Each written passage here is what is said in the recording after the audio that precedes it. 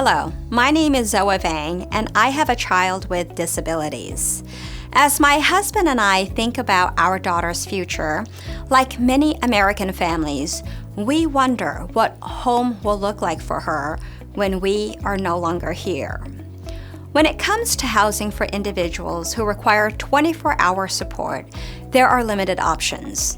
The most common are family homes, group homes, and institutions. But limited does not always mean that other options are impossible. I want to introduce you to a Minnesota man and the family that helped him to build a place of his own.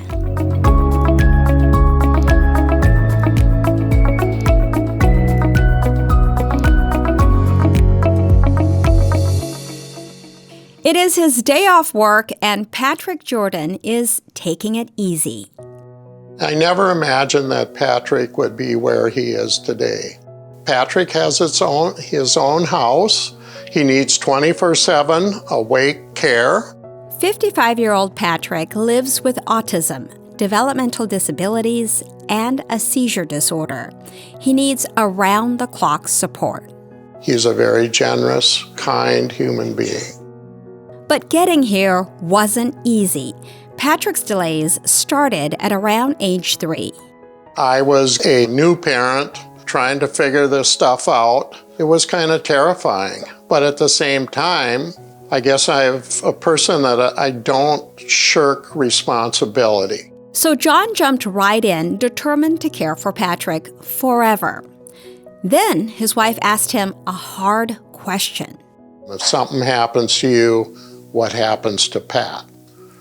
And then I realized, okay, I got to let him explore some options of, living other places. At 21, they made plans for Patrick to move into an intermediate care facility. We developed this elaborate 6-month plan to transition him from Dad's house to the ICFMR, and it took one night. Patrick lived there for 10 years until he started refusing his medications, and what surfaced was fascinating. It came out he needed big changes in his life, a different place to live. Patrick then moved into a 2-person group home, but after 2 years, the pattern repeated with the medications. That's when John, along with Patrick's sister and a few others, formed an LLC. The goal? Build a life with Patrick, not just for Patrick. I remember Dad saying to me, it's not that he can't communicate. It's that we have to learn how to understand, and we have to change, She admires her brother's tenacious fight for his independence. He was able to push for and communicate for having an independent life, and to have the energy to live it too, and to not have been so crushed by hard times beforehand. And Patrick is not alone. According to Heidi Hamilton, more Minnesotans are leaving group homes. We've definitely noticed a shift in the past few years to more independent living, people living in their own home or with their family. It seems like the people who do make it work have more natural support, so they may be relying more on family members, and then also having paid staff come in. So there's definitely a way to do it. And that's exactly what the Jordans did. In 2002, John purchased this house in La Crescent, Minnesota. It is Patrick's home, and it's also home to Michelle Norman.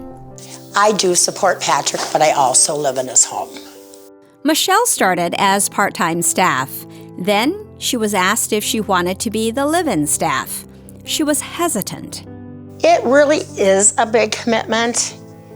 And I'm going to be honest, I was on the fence about it in the beginning because, everybody wants their own space. But she agreed to do it. It's been a wonderful experience. John owns the house and Michelle rents.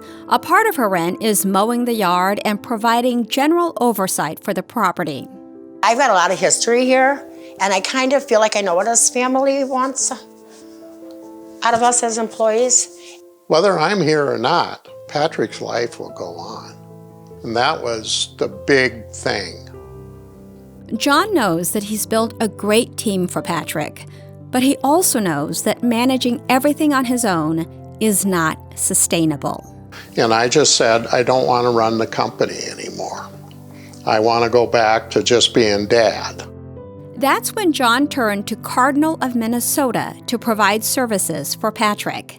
They also worked with John so that existing staff could stay. Nobody can take the place of dad. But I think all together, we can ensure that Pat continues to have a meaningful life, and that doesn't get taken away. Patrick has a place of his own, and he doesn't necessarily need his father around. And that's exactly how John designed it.